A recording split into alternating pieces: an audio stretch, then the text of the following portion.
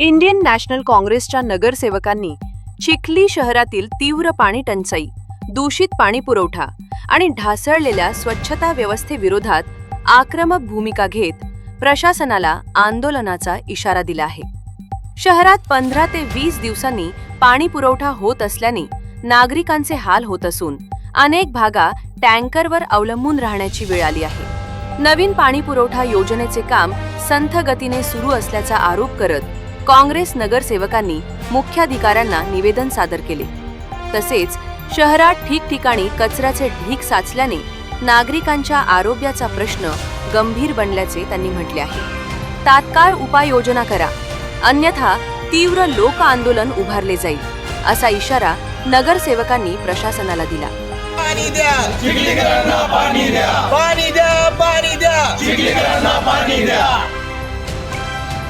आज आम्ही काँग्रेसचे सर्व नगरसेवक आपल्या मुख्याधिकाऱ्यांना मी निवेदन देण्याकरता आलो होतो की चिखली शहरात गेल्या 20 दिवसापासून पाणी पुरवठा नाही आहे आणि कुठेही पाणी नाही आहे. आणि आम्हाला असं सांगण्यात आलं होतं पहिल्यांदा की 2-3 दिवसात लिकेज काढल्या जातील आणि पाणी पुरवठा सुरळीत होईल. परंतु कोणतीही पूर्वसूचना न देता त्यांनी हे लिकेज काढण्याचा प्रयत्न केला. हे लिकेज काढण्याची वेळ आता नव्हती, कारण मे आणि जून आहे. आपल्याला माहिती आहे की मान्सून हा 6-7 जूनला हा आपल्या महाराष्ट्रात येतो. परंतु त्यांनी त्याची तमा बाळगता डायरेक्ट या मे महिन्यात एकदम 3rd वीकमध्ये आपण हे पाणी पुरवठ्याचं लिकेज काढण्याचा प्रयत्न केला.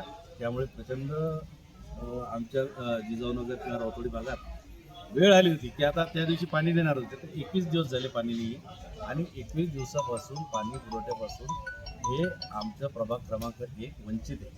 ही एक गंभीर बाब आहे.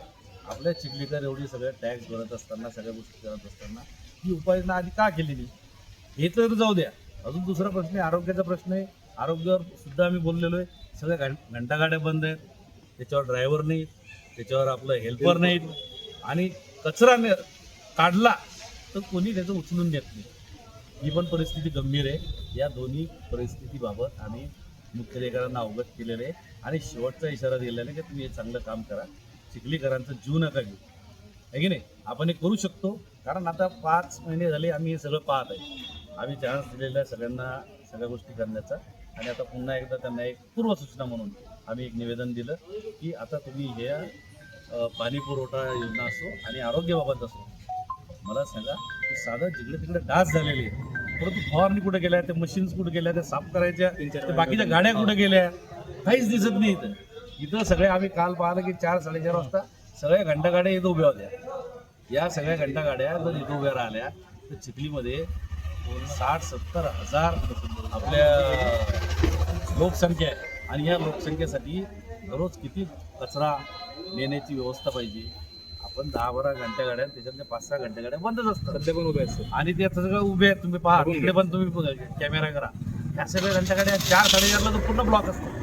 मग ह्या सगळ्या गोष्टीची नियोजन नगरपालिकेनं करणं अत्यंत आवश्यक आहे. या चिखलीकरांचा टॅक्सचा पैसा हा चांगल्या कामासाठी लागला पाहिजे. आणि आम्ही त्याचे चौकीदार नाही, आम्ही रक्षक आहे. चौकीदार वगैरे नाही, आम्ही रक्षक आहे. प्रत्येक एक पैशाचा हिशोब आम्ही तिथं घेऊ आणि प्रत्येकावर वॉच ठेवू. आणि चिखली शहराचं नियोजन पाणी पुरवठा असो, आरोग्य असो, कोणते असो, पण हे चांगल्या प्रकारे झालं, निश्चित त्यांना सहकार्य करू. आम्ही कोणाच्याही विरोधात नाही आहे. पॉझिटिव्ह गोष्टी करण्यासाठी आम्ही नेहमी सदैव तयार आहे आणि आम्ही चांगल्या ताकदीनं पुन्हा त्यांच्या मागे उभं सुद्धा राहू. आणि आज आम्ही सर्वजण त्यासाठी झालोय की किती परीक्षा पाहाल तुम्ही आता या चिखलीच्या, कुठंच नाही असं 21 दिवस पाणी, 1 महिना पाणी, म्हणजे काही आहे काय?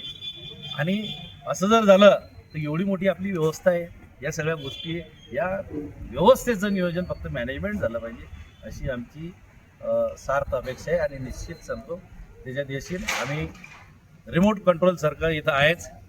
चिखलीकरांना सर्वांना आश्वासित करू इच्छितो की कोणताही प्रॉब्लेम या संदर्भात असला तर निश्चित आम्हाला सांगा. आम्ही इथं या चांगल्या पद्धतीनं निश्चित हाताळू एवढं आश्वासित करतो आणि सांगतो.